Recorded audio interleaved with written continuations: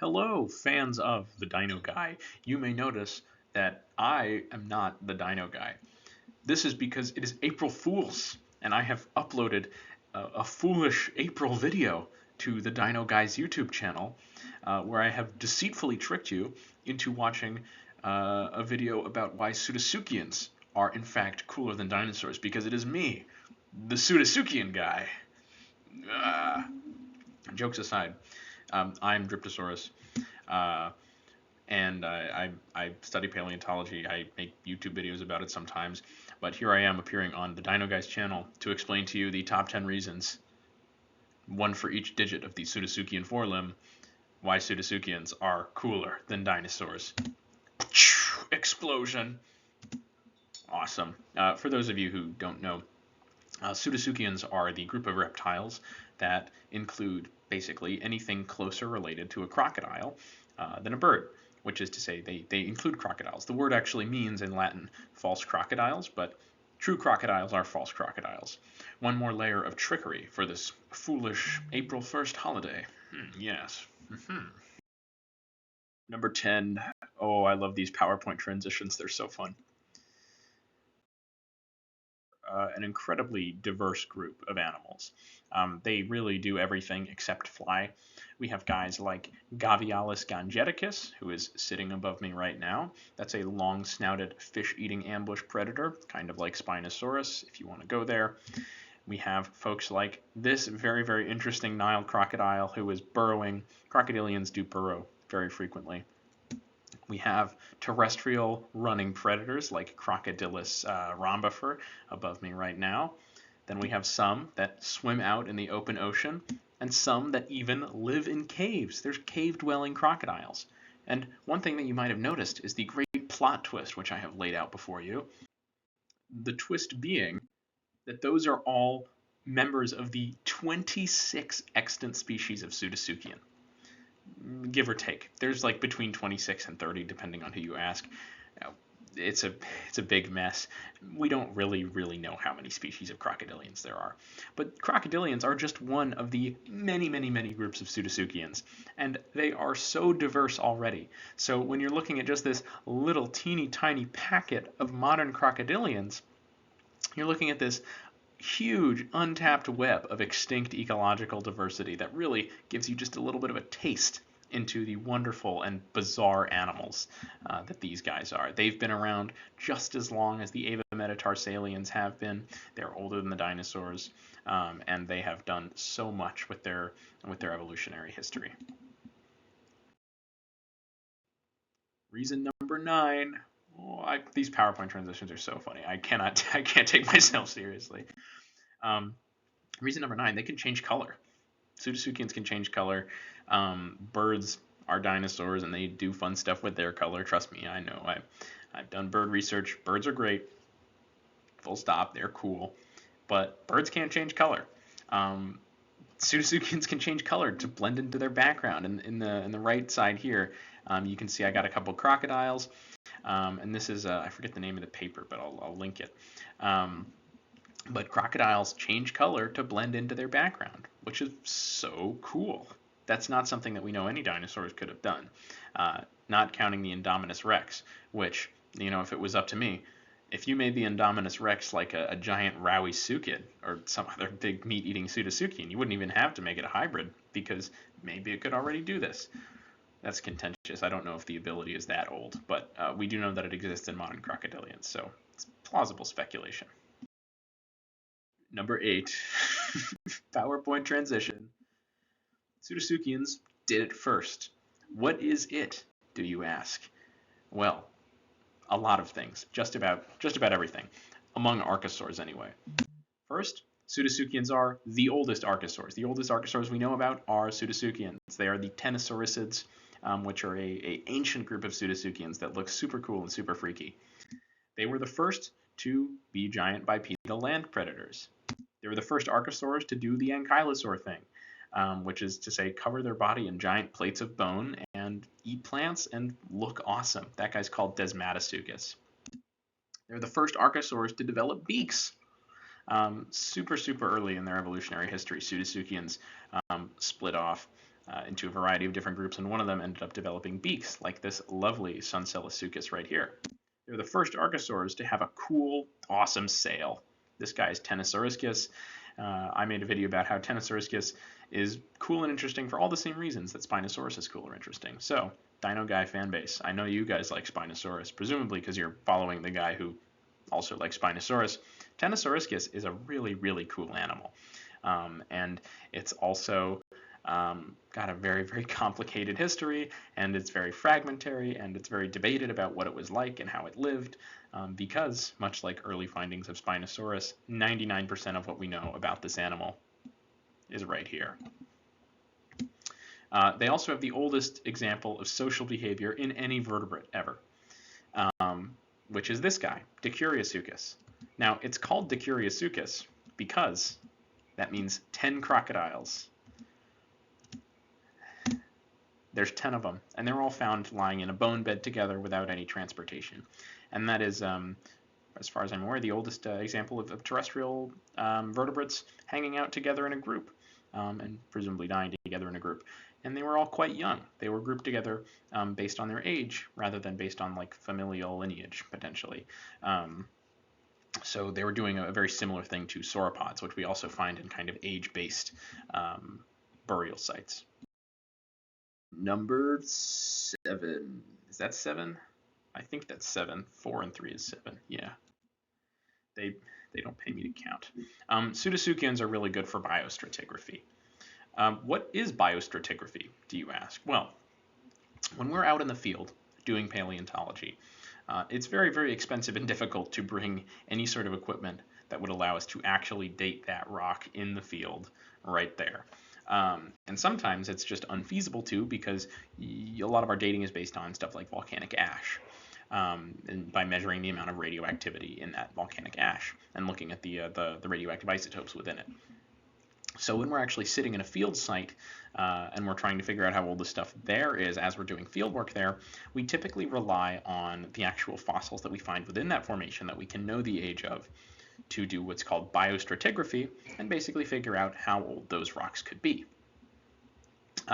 So, for example, if I'm looking at a certain layer and I want to figure out how old it is, I can look for the species of ammonite in it. And there's a lot of species of ammonites that only existed during the Cretaceous. So if I find those species in a layer, then I can know this layer is probably Cretaceous.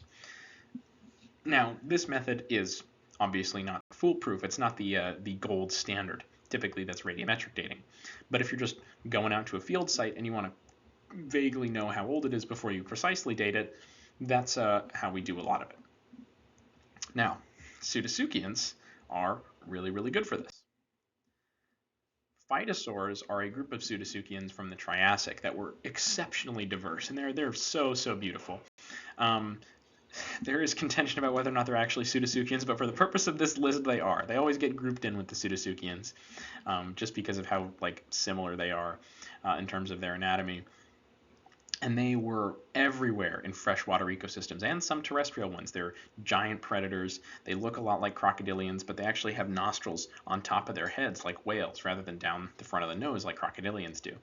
And we find a ton of phytosaur teeth just kicking around everywhere in the Triassic.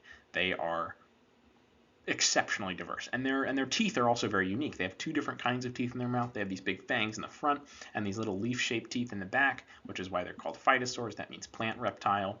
And we can look at those teeth and compare them to figure out how old or young certain sites are without having to precisely date them. Dinosaurs are also used for this sometimes, but phytosaurs are like a big deal when it comes to doing that.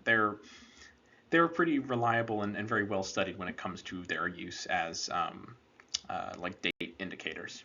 So here's some images of phytosaurs. They are beautiful. They're just so cool.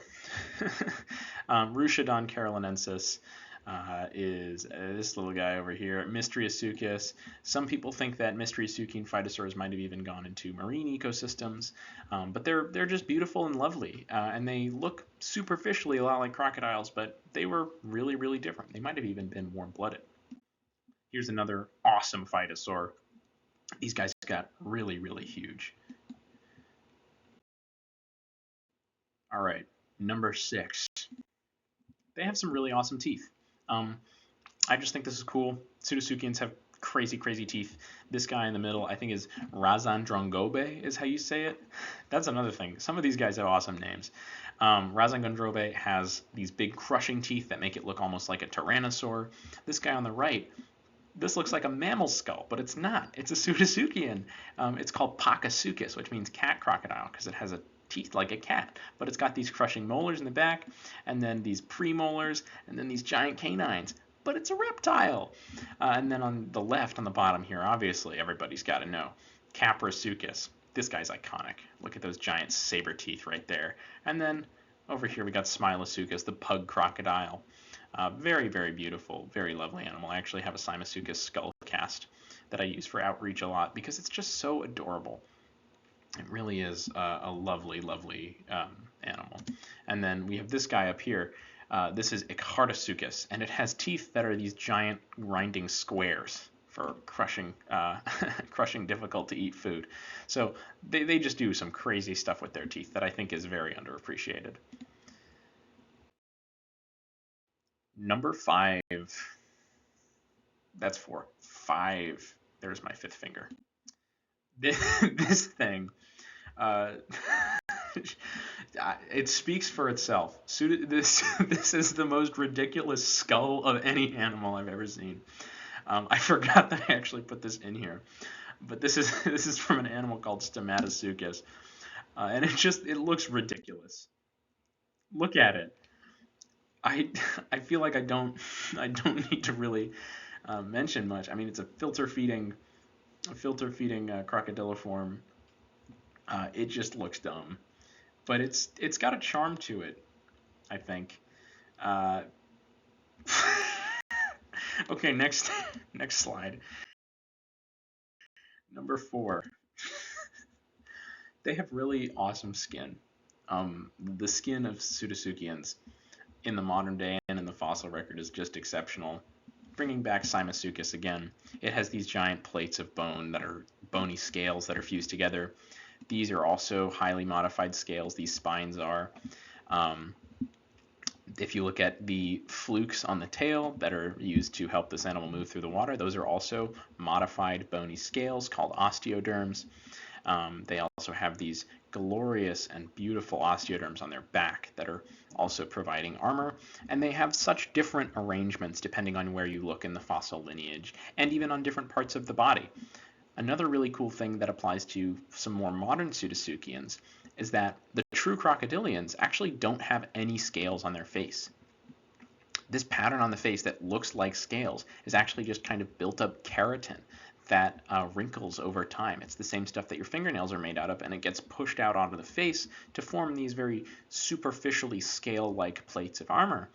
But really, that's just an indication of how these animals have been growing and the way that their skin has folded. It's like even your knuckle bones, how they form wrinkles over time. So it's not really scales. And they also have very, very insanely sensitive sensory organs built into their skin. Those are called ISOs. All those little black dots, each one of those is about as sensitive as a primate's fingertip.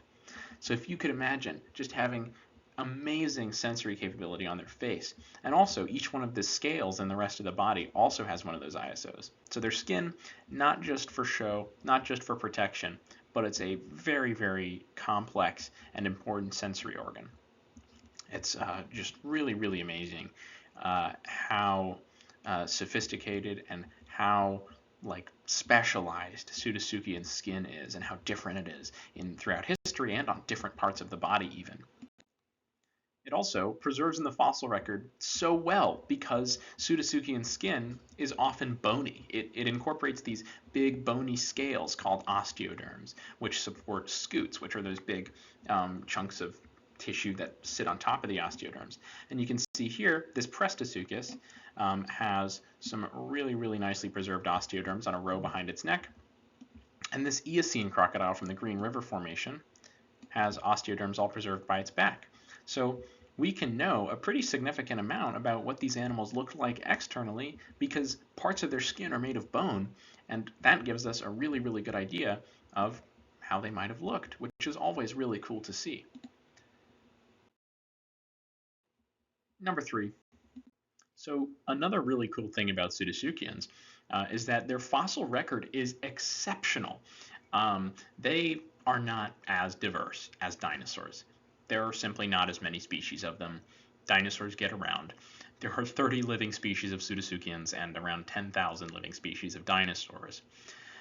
However, despite that apparent lack of diversity, which is kind of a myth, they were very diverse in the fossil record. Just when you're comparing anything to dinosaurs, dinosaurs are going to be more diverse because they basically just dominated the planet for a very long period of time. However, they do still preserve exceptionally well, and that's because a lot of them are from aquatic habitats. Dinosaurs never really broke into the water environment, whereas Pseudosuchians were always very comfortable in it. And because of that, we find a ton of their fossils. Another factor in this is that Pseudosuchians are very, very robust. Their skulls are often much more powerful and more strongly constructed than dinosaur skulls. And so we often find whole Pseudosuchian skulls that are washed through rivers, and conditions that would destroy a lightly built dinosaur bone can very easily preserve a very robust, strong Pseudosuchian bone that's resistant to things like erosion and wear. So their skulls make it through a lot. That leads to an issue of us kind of finding isolated skulls of Pseudosuchians. This happens with ceratopsians sometimes. But we also find their scales, because their scales are made of bone. They're called osteoderms, which means skin bones. And so we can find their scales scattered around. Same thing with their teeth.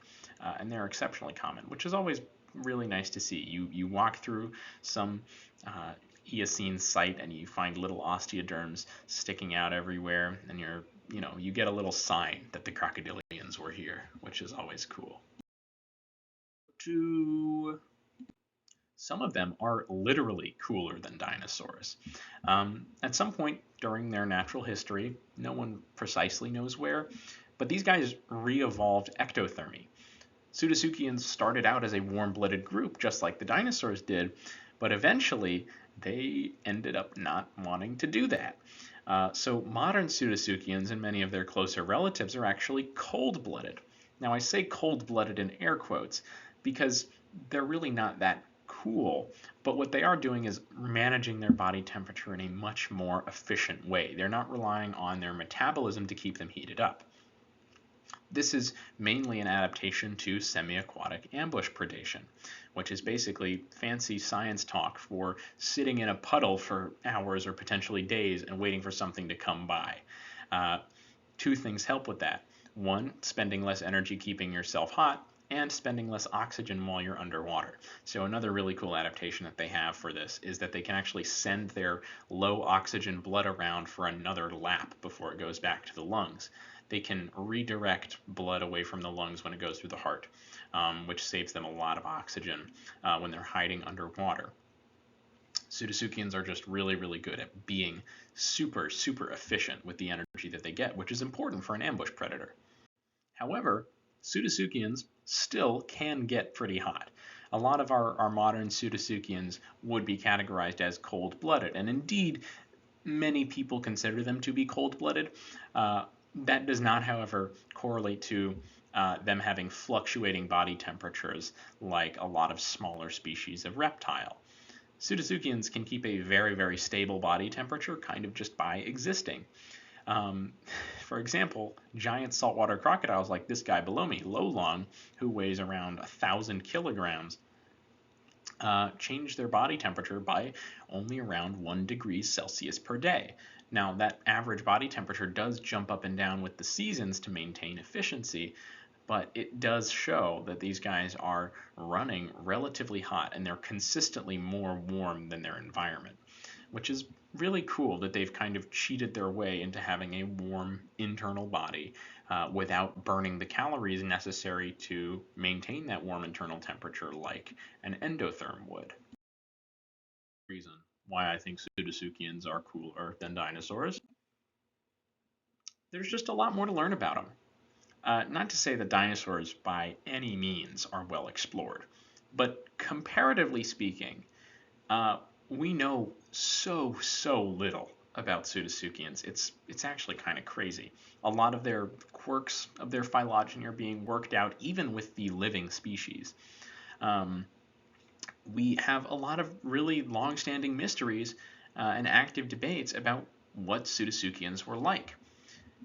People are still very interested in figuring out if the earliest ones were warm or cold-blooded.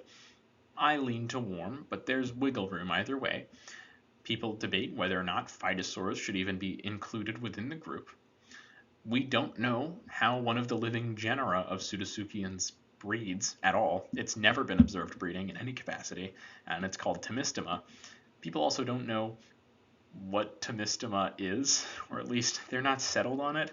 A lot of people will tell you that it's probably a gavialid closely related to gharials, but there's some people who are sticking on the side of it's actually a crocodilid that evolved to look like a gharial. There's a lot of really, really interesting Pseudosuchian taxa that have very actively debated ecology. Currently, a lot of people are interested in the relative size of Dinosaurus's prey, for instance. Dinosaurus is a marine Pseudosuchian that would have been living in the open ocean. It had these specialized salt glands in the front of its head that allowed it to secrete salt out into the water. It has super specialized inner ears, and a recent study suggested that Dinosaurus was really, really specialized in eating prey larger than itself or at a similar size to itself, and the implications of that. So there's a lot of research that's still being done trying to figure out exactly how these animals were living and how many of the modern crocodilians evolved, and also where those traits first appear that we associate with them. For example, we don't know when the modern crocodilian skin really started to show up. The earliest Pseudosuchians have very, very different skin than we observe in modern crocodilians. Super, super different. But we don't know exactly when that transition took place, or even if it was a smooth transition. We don't know when the reproductive of modern crocodilian, or the reproductive habits of modern crocodilians first show up. We don't precisely know when these Pseudosuchians switched from being warm-blooded to cold-blooded. Presumably there was a point when all of the warm-blooded ones died out too. So it's just very, very interesting to look at points along this tree and pick apart what kind of mysteries lie within it. There is a lot to be curious about when it comes to these animals, and I really, really hope that I can inspire a couple people to study them. So, like I said, I hope I inspired you to be curious. Thank you, everyone, for putting up with me. If you somehow enjoyed this video, please, or you like Monster Hunter, you should come follow me on YouTube or TikTok. You might know me from my Science of Monster Hunter series, where I talked about a lot of the fictional animals from Monster Hunter, comparing them to real-life living and extinct organisms. And if you're just interested in science content in general, please do give me a follow. A huge, huge thank you to Dino Guy for doing this April Fool's bit with me. This was fun, and I recognize that he's a much, much larger audience than I do, so thank you for getting me this exposure. I really do appreciate it, and I think your community is lovely. If you made it to the end of the video, please like Dino Guy's other videos, including this one, and give him some support because he's great. I love his content, and I do love his cowboy hat. I actually made the choice not to wear my own cowboy hat in this video because I'm sure if I did wear it, it would be impossible to tell us apart. Thank you, everybody, and goodbye.